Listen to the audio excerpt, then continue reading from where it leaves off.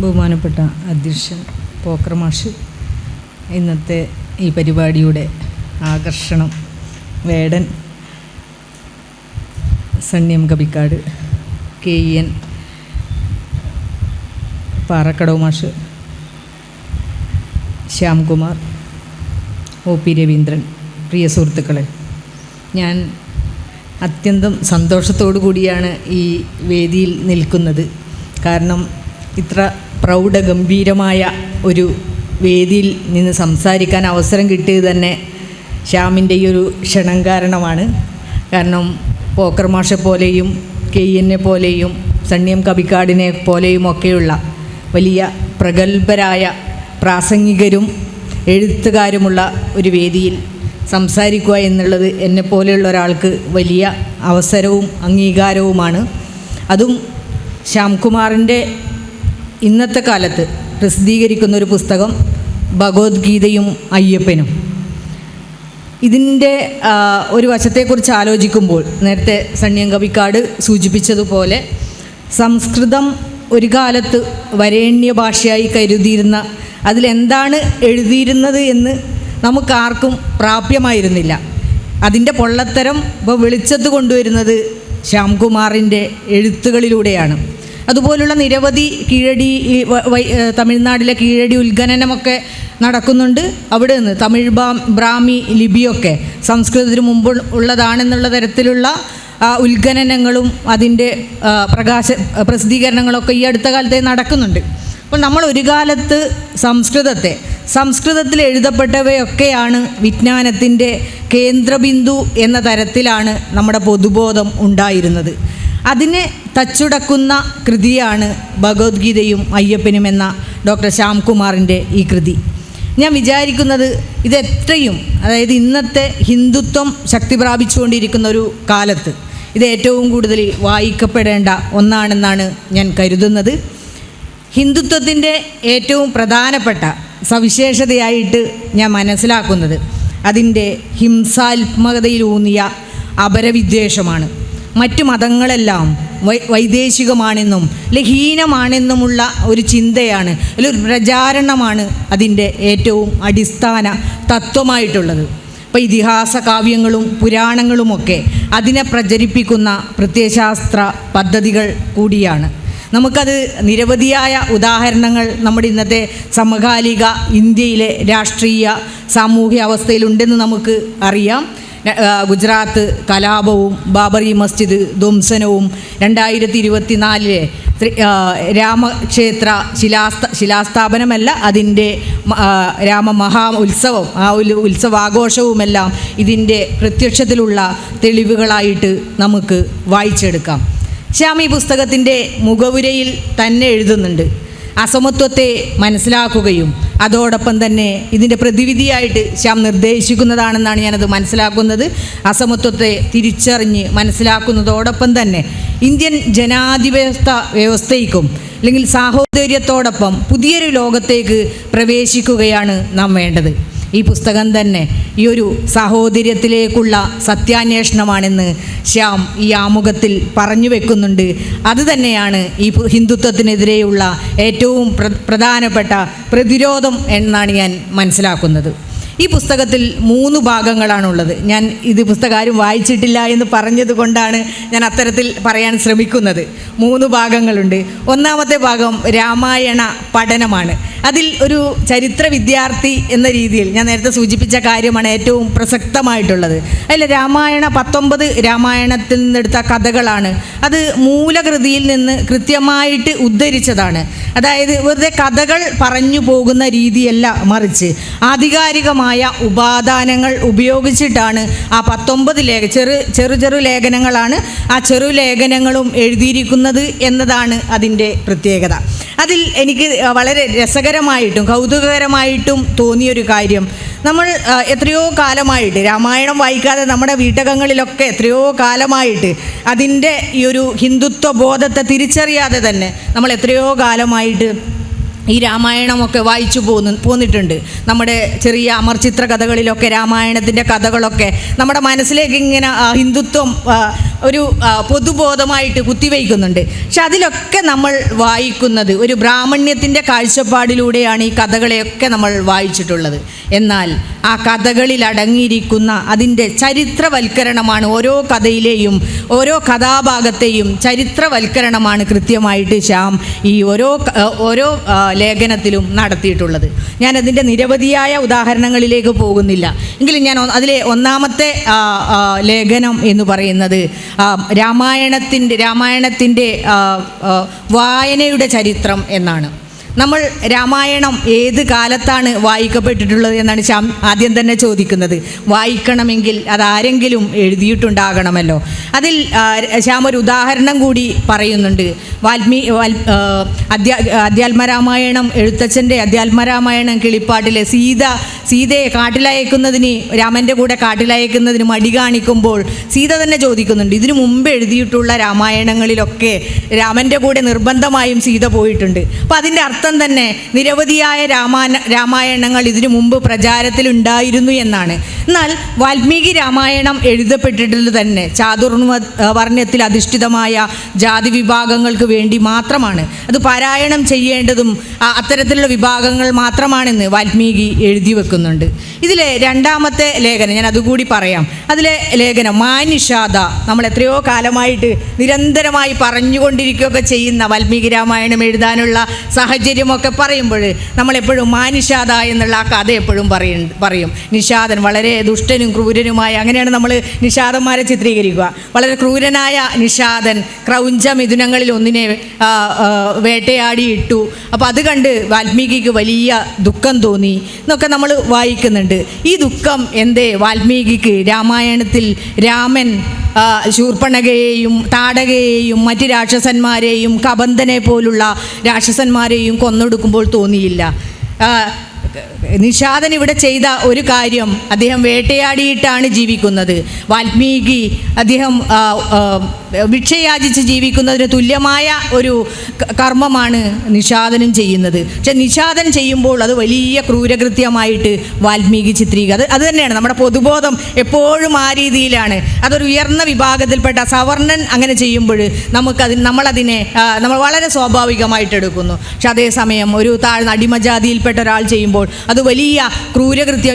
ഇത് തന്നെയാണ് രാമായണത്തിൻ്റെ രാഷ്ട്രീയം എന്നാണ് ശ്യാം ഈ ഒരൊറ്റ, എനിക്ക് തോന്നുന്നു രാമായണത്തിനെ കുറിച്ച് പറയാൻ ഈ ഒരൊറ്റ ലേഖനം മതി, വേറൊന്നും വേണ്ട. ഇതാണ് ഈ മാനിഷാദ എന്ന ലേഖനമാണ് ശരിക്കും രാമായണത്തിൻ്റെ കൃത്യമായ ഇന്നത്തെ ഹിന്ദുത്വ രാഷ്ട്രീയം കൂടി പറഞ്ഞു വെക്കുന്നത് എന്നാണ് നമ്മൾ മനസ്സിലാക്കേണ്ടത് എന്ന് എനിക്ക് തോന്നുന്നു. ഇതിൽ വേറൊരു പഠനം കൂടിയുള്ളത് ഒരു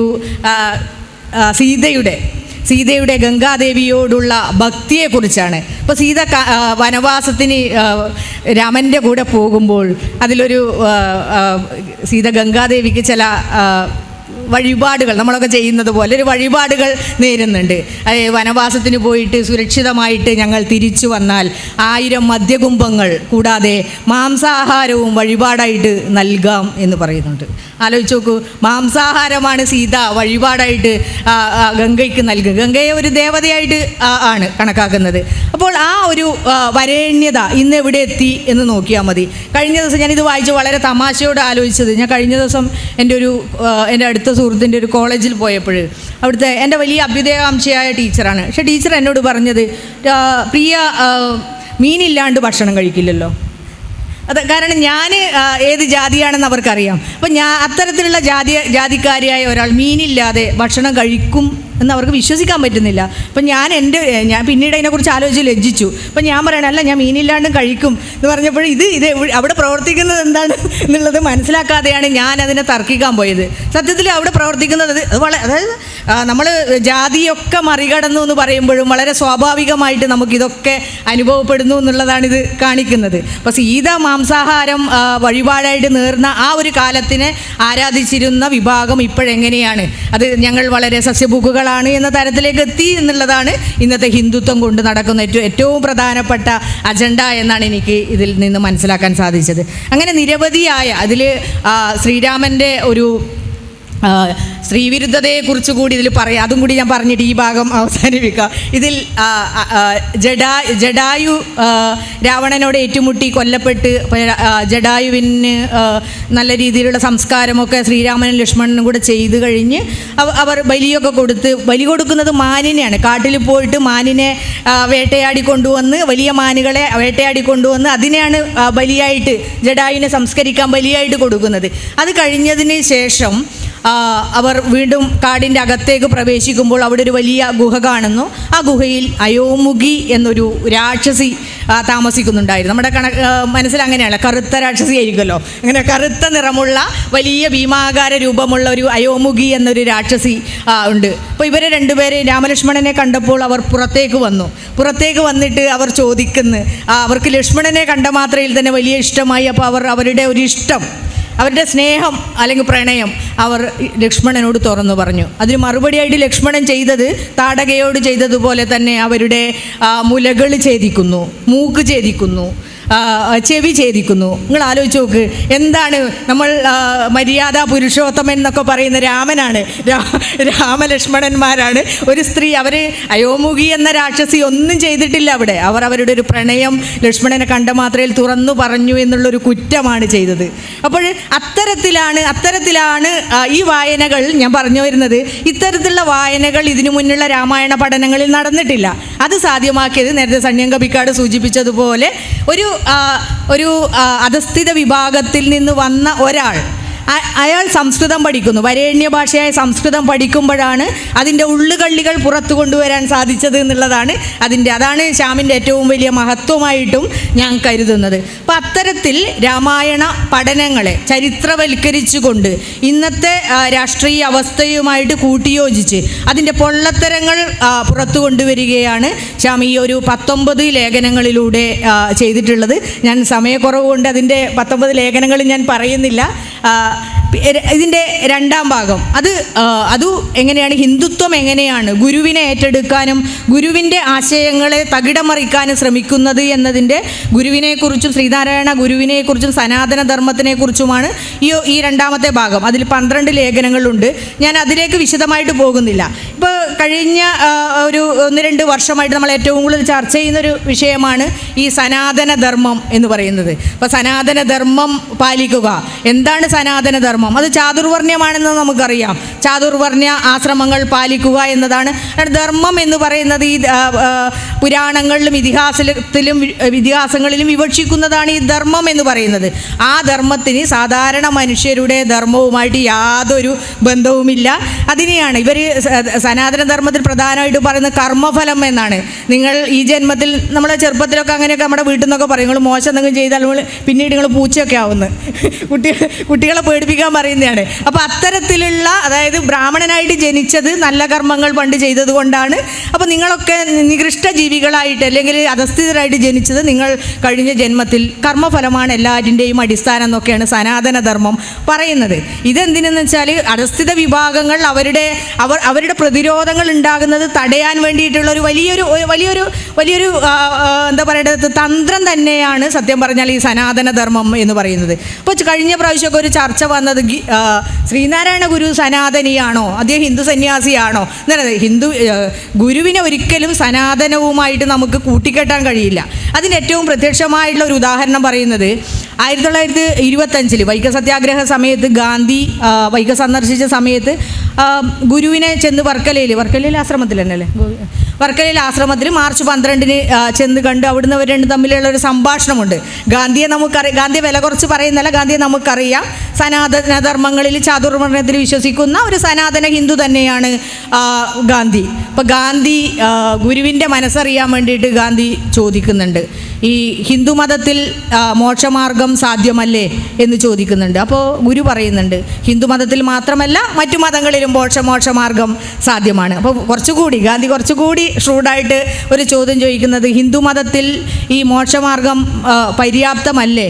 അപ്പോൾ ഗാന്ധി പറയുന്നുണ്ട്, അത് പര്യാപ്തമാണ്, പക്ഷേ ലൗകിക സ്വാതന്ത്ര്യമാണ് എല്ലാ മനുഷ്യരും ഇച്ഛിക്കുന്നത്. അത് തന്നെയാണ് ഗുരു, ശ്രീനാരായണ ഗുരു സനാതനധർമ്മം അല്ലെ സനാതനധർമ്മത്തെ പൊളിച്ചടക്കുന്ന ഗുരുവിൻ്റെ ഏറ്റവും പ്രധാനപ്പെട്ട വാക്യമായിട്ടാണ് ഞാനിതിനെ കാണുന്നത്. അപ്പോൾ അങ്ങനെ പിന്നെ അതിലൊരു ലേഖനം കൂടി പറയാതെ വയ്യ ഭാഗത്തുള്ള അതിൽ സത്യാഗ്രഹത്തിനെ കുറിച്ചുള്ള ഗാന്ധി, അംബേദ്കർ, ഗുരു അവരുടെ വീക്ഷണകോണുകളിലെ വ്യത്യസ്തതകൾ എന്താണെന്ന് പരിശോധിക്കാനാണ് ശ്യാമ ഭാഗത്ത് ശ്രമിക്കുന്നത്. അതിൽ ഗാന്ധിയോടുള്ള എല്ലാ വിയോജിപ്പും അംബേദ്കർക്കും ഗുരുവിനുമുണ്ട് എന്ന് നമുക്കതിൽ നിന്ന് കാണാൻ കഴിയും. അതിൽ ഞാനൊരു ഉദാഹരണം പറയുന്നത്, ഇന്ത്യയിൽ ഏറ്റവും സത്യാഗ്രഹം എന്നുള്ള ആശയം വ്യാപകമാക്കിയതും പ്രചാരത്തിലാക്കിയതും അതിനെ ജനകീയമാക്കിയതുമൊക്കെ ഗാന്ധിയാണെന്ന് നമുക്കറിയാം. പക്ഷെ ഗാന്ധി അതിൻ്റെ ഏറ്റവും അടിസ്ഥാനമായിട്ട് പറയുന്നത് അഹിംസ എന്ന ആശയമാണ്. അതായത് ഞാൻ അഹിംസയിലൂന്നിയ ഒരു സമരം നടത്തുമ്പോൾ എനിക്കെതിരെ ഒരു മർദ്ദനമുണ്ടാകുമ്പോൾ ഞാനതിനെ പ്രതിരോധിക്കാൻ പാടില്ല, ഒരു തരത്തിലും അഹിംസ പാടില്ല എന്നുള്ളതാണ് ഗാന്ധി പറയുന്നത്. അംബേദ്കർ അതിനെ മഹത് സത്യാഗ്രഹത്തിലൊക്കെ അംബേദ്കർ അതിനെ വിമർശിക്കുന്നുണ്ട്. നമ്മൾ ഇതിനെ അഹിംസ എന്നല്ല വിളിക്കേണ്ടതെന്ന് അംബേദ്കർ പറയുന്നുണ്ട്.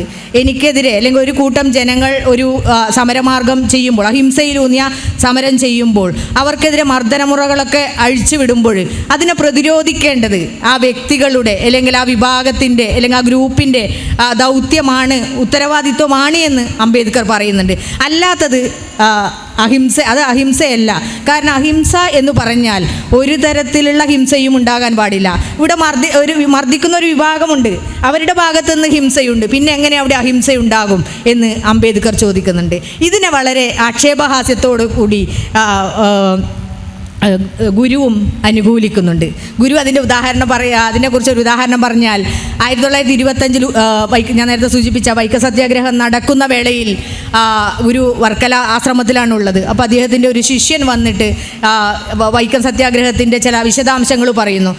അവിടെ സത്യാഗ്രഹികൾ കൂടി നിന്ന് അവർ മുന്നോട്ട് പോകാൻ ശ്രമിക്കുമ്പോൾ സവർണർ വന്ന് അവരെ ആക്രമിക്കുന്നു, മർദ്ദിക്കുന്നു. പക്ഷെ ഗാന്ധി പറയുന്നത് അതിനെ പ്രതിരോധിക്കാൻ പാടില്ല എന്നാണ്. കൂടാതെ അവിടെ ഒരു തീണ്ടൽ പലക വെച്ചിട്ടുണ്ട്. ആ തീണ്ടൽ പലക ഒരു കമ്പിവേലി, ആ കമ്പിവേലി മറികടക്കരുത് എന്നും കൂടി ഗാന്ധി പറയുന്നുണ്ട്. അപ്പോൾ ഗുരു വളരെ തമാശയായിട്ട് പറഞ്ഞു, എന്നാൽ എനിക്കൊരു വടി തരൂ എന്നാണ് ഗുരു പറയുന്നത്. എന്നാൽ എനിക്കൊരു വടി തരൂ. അപ്പോൾ ശിഷ്യൻ ചോദിക്കുന്നത്, എന്തിനാണ്? അല്ല, ഈ സത്യാഗ്രഹത്തിന് അനുകൂലിക്കുന്ന ആളാണല്ലോ ഞാൻ, അപ്പോൾ ഇവിടത്തേക്ക് അതിനെ എതിർക്കുന്നവർ വരുമല്ലോ, അപ്പോൾ അടിക്കാനാണോ നയിക്കുന്നത്? ശിഷ്യൻ ചോദിക്കുക. അടിക്കാനൊന്നുമല്ല, അവർക്ക് ആ വടി കൊടുക്കാൻ വേണ്ടിയിട്ടാണ്, അവർക്ക് അടിക്കാൻ വേണ്ടിയിട്ട്. ഇതാണ് ശരിക്കും ഗുരു. ഇതാണ് ഗുരുവും അംബേദ്കറും പറഞ്ഞ സത്യാഗ്രഹം എന്ന് പറഞ്ഞ ആശയം. മറിച്ച് ഒരു മർദ്ദിത വിഭാഗത്തെ മുഴുവനായിട്ട് ശിക്ഷിച്ച് അല്ലെങ്കിൽ അവരെ മർദ്ദിച്ച് ഒതുക്കുന്നതല്ല സത്യാഗ്രഹം എന്നുള്ള അഹിംസാ സമരം എന്നാണ് ഈ ഒരു ലേഖനത്തിലൂടെ ശ്യാംകുമാർ പറഞ്ഞു വെക്കുന്നത്. എല്ലാം ഗംഭീരമായ ലേഖനങ്ങളാണ്. ഞാൻ ആദ്യം ഒന്ന് മടിച്ചാണ് വായിച്ചത്, പക്ഷെ പിന്നെ വായിച്ചു പോയപ്പോൾ ഞാൻ ഇന്നലെ രാവിലെ വായിക്കാൻ തുടങ്ങിയിട്ട് ഞാൻ ഇന്ന് ഉച്ചയോടുകൂടി അത് കംപ്ലീറ്റ് ചെയ്തു. അത്ര സ്പീഡിൽ നമുക്കത് വായിച്ച് തീർക്കാൻ പറ്റുന്ന ഒരു കൃതിയാണ്. സാധാരണക്കാർക്ക് വായിക്കാനും മനസ്സിലാക്കാനും വളരെ കൃത്യമായിട്ട് കഴിയുന്ന ഒരു കൃതിയാണ്. ഞാൻ ഇതിലെ 3-ാം ഭാഗം കൂടി പറഞ്ഞ് ഞാൻ അവസാനിപ്പിക്കാം. 3-ാം ഭാഗത്ത് അതിലേറ്റവും 19 ലേഖനങ്ങൾ അടങ്ങിയതാണ് ഈ 3-ാം ഭാഗം. അതിലൊന്നുള്ളത് സ്മൃതി കത്തിച്ച അംബേദ്കറെ ഹിന്ദുത്വം ഭയക്കുന്നു എന്നുള്ളതാണ്. സ്മൃതി കത്തിച്ച അംബേദ്കറെ ഹിന്ദുത്വം ഭയക്കുന്നു. മനുസ്മൃതിയാണ് ഇന്ത്യയിലെ ഏറ്റവും പ്രധാനപ്പെട്ട ആശയം എന്ന് പറഞ്ഞ ആളാണ് നമ്മുടെ വി ഡി സവാർക്കർ. അദ്ദേഹത്തിനാണ് പാർലമെൻറ്റിൽ അദ്ദേഹത്തിൻ്റെ ഫോട്ടോ തൂക്കാനൊക്കെ വലിയ പ്രശ്നങ്ങളൊക്കെ ആയിരുന്നല്ലോ. അപ്പോൾ അദ്ദേഹം നമ്മുടെ ഭരണഘടനയിൽ മനുസ്മൃതി ഉൾപ്പെടുത്താത്തതിൽ വളരെ ഖേദിക്കുന്ന ഒരാൾ കൂടിയായിരുന്നു കേട്ടോ വി ഡി സവാർക്കർ. അപ്പോൾ അംബേദ്കർ ഇവരുടെ ഈ ഹിന്ദുത്വവാദികളുടെ ഏറ്റവും ഉത്തമ പുരുഷൻ മര്യാദരാമൻ എന്ന് പറയുന്നത് ശ്രീരാമനാണ്. പക്ഷെ അംബേദ്കർ രാമനെ വിശേഷിപ്പിക്കുന്നത് വളരെ ദുർബലനായ മനുഷ്യനായിട്ടാണ്, വളരെ ദുർബലനാണ്. അതോടൊപ്പം തന്നെ അദ്ദേഹത്തിൻ്റെ സീതാപരിത്യാഗം എന്ന് പറയുന്നത് വലിയ കൃത്യമായ അജണ്ടയോടുകൂടി നടപ്പിലാക്കിയ ഒന്നായിട്ടാണ് അംബേദ്കർ ഇതിനെ വിമർശിക്കുന്നത്. അങ്ങനെയുള്ള അംബേദ്കറിനെ ഹിന്ദുത്വവാദികൾ എങ്ങനെ കണക്കാക്കുന്നുള്ളത് നമുക്ക് ഞാനതിൻ്റെ കൂടുതൽ വിശദാംശങ്ങളിലേക്ക് പോകുന്നില്ല. ഇതിൽ വേറൊരു ലേഖനം, വളരെ രസകരമായുള്ളൊരു ലേഖനമുള്ളത് ഹിന്ദുത്വത്തെക്കുറിച്ചുള്ളതാണ്. അതിൽ പറയുന്നത് ഹിന്ദുത്വത്തിൻ്റെ ഏറ്റവും പ്രധാനപ്പെട്ട ഒരു രീതിശാസ്ത്രം എന്ന് പറയുന്നത്, ഞാൻ നേരത്തെ സൂചിപ്പിച്ചതുപോലെ അന്യമതസ്ഥരെ ഹീനജാതിക്കാരായി കണക്കാക്കുകയും അതിനെ നിരാകരിക്കുകയും പിന്നീട് അതിനെ സ്വാംശീകരിക്കുന്ന ഒരു വലിയ പദ്ധതിയാണ്. അതിപ്പോഴും ഇന്ത്യയിൽ അതാണ് ശബരിമലയിലൊക്കെ കാണുന്നത്, ഒട്ടാകെ നടന്നുകൊണ്ടിരിക്കുന്നത്. അപ്പോൾ അതിന് ഏറ്റവും പ്രധാനപ്പെട്ട ഇപ്പോൾ ബുദ്ധനെ നമുക്കറിയാം, ജാതി വ്യവസ്ഥയൊക്കെ തച്ചുടച്ചുകൊണ്ടാണ് ബുദ്ധമതവും ജൈനമതവും ഇന്ത്യയിൽ രൂപപ്പെട്ടത്. ആ ജൈനമതത്തെയും ബുദ്ധമതത്തെയും പൂർണ്ണമായിട്ടും ഇല്ലാതാക്കാൻ വേണ്ടിയിട്ട് ഈ ഹിന്ദുത്വവാദികൾക്ക് സാധിച്ചിട്ടുണ്ട്. അപ്പോൾ ഇപ്പോൾ ബുദ്ധനെ വിഷ്ണുവിൻ്റെ അവതാരമായിട്ട് കണക്കാക്കും. എങ്ങനെയാണ് അത് എതിർമതങ്ങളെ ഇല്ലാതാക്കിക്കൊണ്ട് നിർവീര്യമാക്കിക്കൊണ്ട് അതിനെ സ്വാംശീകരിക്കുന്നത് എന്നതിൻ്റെ ഏറ്റവും പ്രത്യക്ഷ ഉദാഹരണമാണ് ശരിക്കും ബുദ്ധനെ. ഇപ്പോൾ കേരളത്തിലൊക്കെ ഇഷ്ടംപോലെ ബുദ്ധമത വിഹാരങ്ങളും ബുദ്ധമത സ്ഥാനങ്ങളൊക്കെ ഉണ്ടായിരുന്നതാണ്, ഇപ്പോൾ ഒന്നുമില്ല. അത് എങ്ങനെ ഹൈന്ദവ ക്ഷേത്രങ്ങളായി എന്നുള്ളത് നമുക്ക് അതിൻ്റെ വലിയ ചരിത്രമുണ്ട്, ഞാൻ അതിലേക്ക് പോകുന്നില്ല. അപ്പോൾ അങ്ങനെ പിന്നീട് ഒരുപാട് ഉദാഹരണങ്ങൾ നമുക്കിത് കാട്ടിൽ കന്നുകാലികളെ മേയിച്ചുകൊണ്ട് പശുക്കളെ മേയിച്ചുകൊണ്ടിരുന്ന പിട്ടൻ എന്നൊരു വിഭാഗം ഉണ്ടായിരുന്നു. അവരുടെ ദൈവമായിരുന്നു പിട്ടൻ. ആ പിട്ടനെയാണ് പിൽക്കാലത്ത് വിഷ്ണുവായിട്ട് ഹിന്ദുമതം ഹൈജാക്ക് ചെയ്തത്. ഇത് ഞാൻ പറയുന്നതല്ല, ഞാൻ ശവം പറയുന്നതല്ല, ഇത് DD കോസാംബി എന്നുള്ള വലിയ ചരിത്രകാരൻ ആധികാരികമായ രേഖകളുടെ അടിസ്ഥാനത്തിൽ പറയുന്നതാണ്. ഇനി നമ്മൾ അപ്പുറത്തുള്ള ഉദാഹരണങ്ങളിലേക്ക് പോകുന്നതിനേക്കാൾ നമ്മുടെ നാട്ടിലെ കാവുകളുടെ അവസ്ഥ നോക്കിയാൽ മതി. ഭഗവതി കാവുകളൊക്കെ ഇപ്പോഴെന്തായി മാറി എന്നുള്ളത് നമുക്കറിയാം. വിഷ്ണുവാണ് പ്രധാന പ്രതിഷ്ഠയായിട്ട് വരുന്നത്. ഞങ്ങളുടെ ഇപ്പോൾ എൻ്റെ നാട് പിലിക്കോടാണ്. പിലിക്കോടിൻ്റെ ഒരു ഭൂമിശാസ്ത്രത്തിൽ നിരവധി ഒരു 5 കിലോമീറ്ററിനകത്ത് തന്നെ നിരവധി പതികളുള്ള പുലിയ വിഭാഗത്തിൽപ്പെട്ട ആളുകളുടെ ആരാധനാ കേന്ദ്രങ്ങളായിരുന്നു പതികളും എല്ലാ ജാതി വിഭാഗങ്ങൾക്കും ഓരോരോ കാവുകളുണ്ടായിരുന്നു, ചീർമക്കാവ് പോലുള്ള കാവുകൾ. ഇപ്പോൾ ഒരു കാവും നിലനിൽക്കുന്നില്ല. കാവുകളെല്ലാം ഈ ഒരു ബ്രാഹ്മണാധിപത്യത്തിലേക്ക് പോയി കഴിഞ്ഞിരിക്കുന്നു. അത് എങ്ങനെയാണ് ഹിന്ദുത്വം ഇതിനെ സ്വാംശീകരിക്കുന്നുള്ളതിന് പ്രത്യക്ഷ തെളിവാണ്. പക്ഷെ നമുക്കിത് വളരെ സ്വാഭാവികമായിട്ട് തോന്നുന്നു. അതാണ് അതിൻ്റെ പ്രത്യേകത. ഇതൊന്നും അതങ്ങനെ ആയി, നമ്മുടെ വിശ്വാസങ്ങൾ പണ്ട് ഈ രീതിയിലായിരുന്നില്ല, നമ്മളതിനെ തിരിച്ചു പിടിക്കണം എന്ന രീതിയിലേക്കല്ല നമ്മുടെ സാമൂഹ്യ അവസ്ഥ ഇപ്പോഴും പോയിക്കൊണ്ടിരിക്കുന്നത്. ഇത് ഈ ബ്രാഹ്മണാധിപത്യത്തിലേക്ക് പോകുന്നതിൽ അഭിരമിക്കുന്ന ഒരു വിഭാഗമായിട്ട് നമ്മൾ മാറിക്കഴിഞ്ഞു എന്നാണ് എനിക്കിതിൽ പറയാനുള്ളത്. പിന്നെ ഇപ്പോൾ കഴിഞ്ഞ വർഷം 2024 അയോധ്യയിലെ ക്ഷേത്ര പ്രതിഷ്ഠയും അതിൻ്റെ മഹാമഹവും നമ്മുടെ പ്രധാനമന്ത്രി പങ്കെടുത്ത കാര്യങ്ങളൊക്കെ നമുക്കറിയാം. അതിനോടനുബന്ധിച്ച് ഒരു രാമനെ നമ്മുടെ ഒരു ദേശീയ കുലദൈവമാക്കുന്ന രീതിയിലേക്കുള്ള പ്രചാരണം വരുന്നുണ്ട്. നമ്മുടെ രാമനാണ്, വിഷ്ണുവൊന്നും അത്ര വരുന്നില്ല. എന്തുകൊണ്ടായിരിക്കും രാമനെ ഇത്രമാത്രം ഹിന്ദുത്വവാദികൾ ആഘോഷിക്കുന്നത്? അതിൻ്റെ ഏറ്റവും പ്രധാനപ്പെട്ട ഉദാഹരണം തന്നെ നമ്മുടെ രാമായണമാണ്. രാമായണത്തിൽ എങ്ങോട്ട് നോക്കിയാൽ രാമൻ രാക്ഷസന്മാരെ കൊല്ലുവാണ്. ഈ രാക്ഷസൻ എന്ന് പറയുന്നത് ശരിക്കും ആര്യന്മാരുടെ അധിനിവേശത്തെയാണ് രാമായണ കഥ പറയുന്നത്. ആര്യന്മാർ അനാര്യന്മാരെ കൊന്നൊടുക്കി. അപ്പം അനാര്യന്മാർ അങ്ങോട്ട് നടത്തിയ സംഘർഷങ്ങൾ, പ്രതിരോധങ്ങളും അതിനെ തുടർന്നുണ്ടായ സംഘർഷങ്ങളൊക്കെയാണ് രാമായണ കഥ. പക്ഷെ നമ്മൾ ആ രീതിയിലേ അതിനെ വായിക്കുന്നില്ല, അതിനെ വെറും ഒരു കഥയായിട്ട് വായിക്കുകയാണ് ചെയ്യുന്നത്. അപ്പോൾ രാമൻ നിരവധിയായ കബന്ധനെ പോലുള്ള നിരവധിയായ ബാലിയെ, അവിടെ സത്യമൊന്നുമില്ല എന്ന് നമുക്കറിയാം ബാലിവധത്തിൽ, അങ്ങനെ നിരവധിയായ രാക്ഷസന്മാരെ കൊന്നൊടുക്കി ബ്രാഹ്മണാധിപത്യം അല്ലെങ്കിൽ ബ്രാഹ്മണാധിപത്യത്തിൽ അധിഷ്ഠിതമായ ജാതി കേന്ദ്രീകൃത അധികാര വ്യവസ്ഥ സ്ഥാപിക്കാൻ മുൻകൈയെടുത്ത ദൈവം എന്ന് പറയുന്നത് രാമനാണ്. അതുകൊണ്ട് തന്നെ രാമൻ മര്യാദാ പുരുഷോത്തമനായിട്ട് വാഴ്ത്തപ്പെടുന്നു എന്നുള്ളതാണ് ചരിത്രം. അപ്പം അതിൽ ഞാൻ അത് വായിച്ചപ്പോൾ എനിക്ക് ആ ലേഖനം വായിച്ചപ്പോൾ ഏറ്റവും ശ്രദ്ധേയമായിട്ട് തോന്നിയത് സഹോദരൻ അയ്യപ്പനെ കുറിച്ചുള്ള ഒരു പരാമർശം കൂടി അവിടെ ഉണ്ട്. സഹോദരൻ അയ്യപ്പൻ ശരിക്കും നമ്മൾ സഹോദരൻ അയ്യപ്പനെ കുറിച്ച് കൂടുതൽ വായിക്കും എഴുതും വേണമെന്ന് വിചാരിക്കുന്ന കൂട്ടത്തിലാണ് ഞാൻ. കാരണം സഹോദരൻ അയ്യപ്പൻ 1924 മദൻ മോഹൻലാൽ പണ്ഡിറ്റ് ഇവിടെ കോട്ടയം സന്ദർശിക്കുന്നുണ്ട്. അദ്ദേഹത്തിൻ്റെ ബനാറസ് ഹിന്ദു യൂണിവേഴ്സിറ്റിയുടെ പ്രചരണാർത്ഥമാണ്. അദ്ദേഹം അവിടെ വന്നപ്പോൾ TK മാധവൻ SNDPയുടെ ഒരു യോഗത്തിൽ, കോട്ടയത്ത് നടത്തുന്ന യോഗത്തിലേക്ക് ഇദ്ദേഹത്തിനെ വിളിച്ചു കൊണ്ടുപോയി. അപ്പോൾ അതിൽ പ്രസംഗിക്കുന്ന സമയത്ത് മദൻ മോഹൻ മാളവ്യ അദ്ദേഹം എല്ലാവരോടും രാമനാമം ജപിക്കാൻ ആവശ്യപ്പെട്ടു എന്ന്. നിങ്ങൾ ആലോചിച്ച് നോക്കുക, രാമനാമം ജപിക്കാൻ ഒരു സദസ്സിനോട് ആവശ്യപ്പെടുവാണ്. അപ്പോൾ സഹോദരൻ അയ്യപ്പൻ അദ്ദേഹത്തിനെ പോലെ ഉൽപ്പതിഷ്ണുവായ ഒരാളെ കേരളം ഉൽപ്പാദിപ്പിച്ചിട്ടില്ല എന്നാണ് ഞാൻ വിചാരിക്കുന്നത്. അദ്ദേഹം അതിന് മറുപടിയായിട്ട് പറഞ്ഞത്, രാമനാമം ജപിക്കില്ല ഞങ്ങൾ, രാവണനാമം ജപിക്കാം. ഇപ്പോഴാരെങ്കിലും അങ്ങനെ പറയുമോ എന്ന് നമ്മളൊന്ന് ആലോചിച്ച് നോക്കിയാൽ മതി. അപ്പോൾ മദൻ മോഹൻ മാളവ്യ പറഞ്ഞതിനെ എതിർത്തുകൊണ്ട്, മദൻ മോഹൻ മാളവ്യ അന്ന് ഇന്ത്യൻ നാഷണൽ കോൺഗ്രസിൻ്റെ പരമോന്നത നേതാവാണ്. ഉത്തർപ്രദേശിലെ ബനാറസ് ഹിന്ദു സർവകലാശാല സ്ഥാപിച്ചിട്ട് അതിൻ്റെ പ്രചരണാർത്ഥം ഇവിടെ വന്ന നേതാവാണ്. ആ നേതാവിനോടാണ് ഒരു സദസ്സിൽ നിന്ന് സഹോദരൻ അയ്യപ്പൻ ഇത്തരത്തിൽ പറയുന്നത്. ഇതാണ് സഹോദരൻ അയ്യപ്പൻ. അത്തരത്തിൽ സഹോദരൻ അയ്യപ്പൻ മുന്നോട്ട് വെച്ച ആശയങ്ങളൊന്നും കേരളീയ സമൂഹത്തിൽ അത്ര വേരുറച്ചിട്ടില്ല എന്നാണ് നമ്മളത്തെ ഈ ജാതി ചിന്തയൊക്കെ ഇപ്പോഴും കാണിക്കുന്നത്. അപ്പോൾ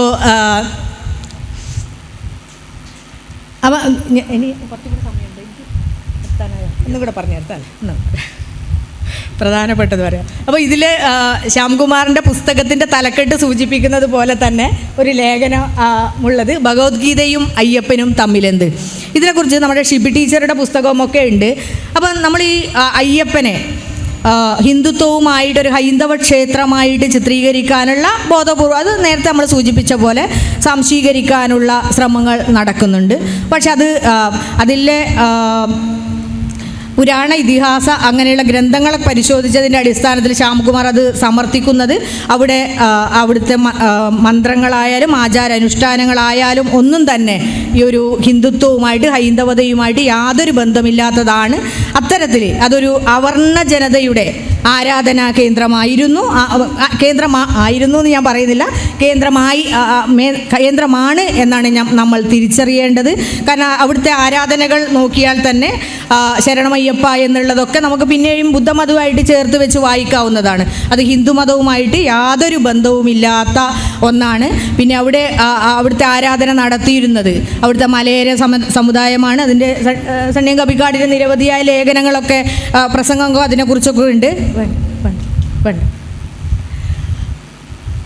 അവിടുത്തെ പുലയ വിഭാഗത്തിൻ്റെയും ഈഴവരുടെയൊക്കെ ആരാധന പണ്ട് കാലത്ത് അവിടുത്തെ ആരാധന കേന്ദ്രമായിരുന്നു.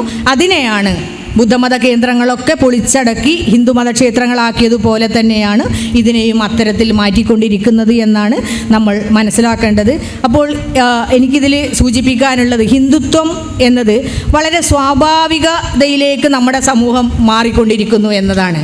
അപ്പോൾ അതിനെ കൃത്യമായിട്ട് തിരിച്ചറിയാനും അതിനെ പ്രതിരോധം തീർക്കാനും ശ്യാംകുമാറിൻ്റെ ഈ പുസ്തകം സഹായിക്കും എന്ന് എനിക്ക് നല്ല ഉറപ്പുണ്ട്.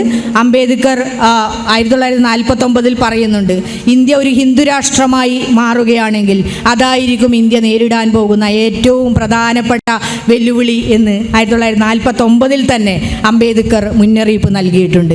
ആ മുന്നറിയിപ്പ് സത്യമായി കൊണ്ടിരിക്കുന്ന ഈ ഒരു രാഷ്ട്രീയ സാമൂഹ്യ സാഹചര്യത്തിൽ അതിനെ പ്രതിരോധിക്കാൻ ഏറ്റവും ആധികാരികമായിട്ടുള്ള പുസ്തകം ഭഗവത്ഗീതയും അയ്യപ്പനും എന്ന ശ്യാംകുമാറിൻ്റെ പുസ്തകം തന്നെയാണ്. അത് കൂടുതലായിട്ട് വായിക്കപ്പെടട്ടെ.